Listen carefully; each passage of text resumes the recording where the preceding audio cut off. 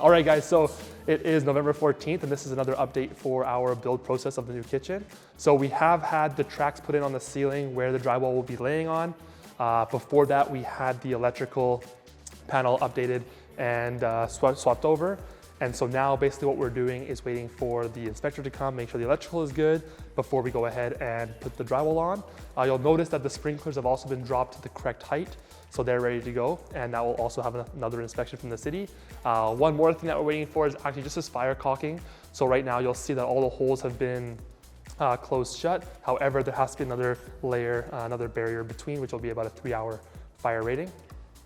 Next steps, you'll see here that we have all of the markings on the ground for all of our walls. So now it really starts coming together.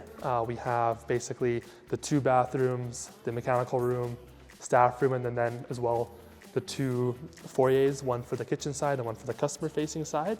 But before we kind of get too excited and get the walls framed and drywalled, we're going to have everything trenched out. So that includes our plumbing for gas as well as water.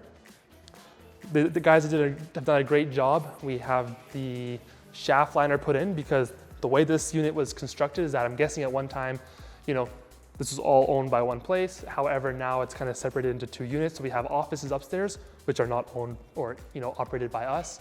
So we have to have a 2-hour fire rating. So we have shaft liner as well as another 3/4 inch drywall going up there.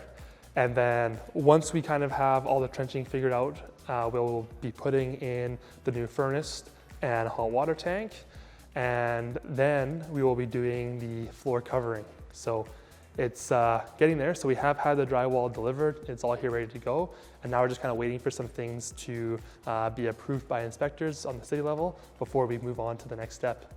So that's it for this week. Hopefully next week we'll show you a little bit more progress, and then we'll kind of just keep snowballing from there because we do have a tight deadline. So we have about 6 weeks until we have to be fully operational in here. So I know it looks far away, but it has come a long way as well. But there's still a lot of work to be done, and we're kind of now scheduling everything accordingly. So stay tuned. Thank you so much.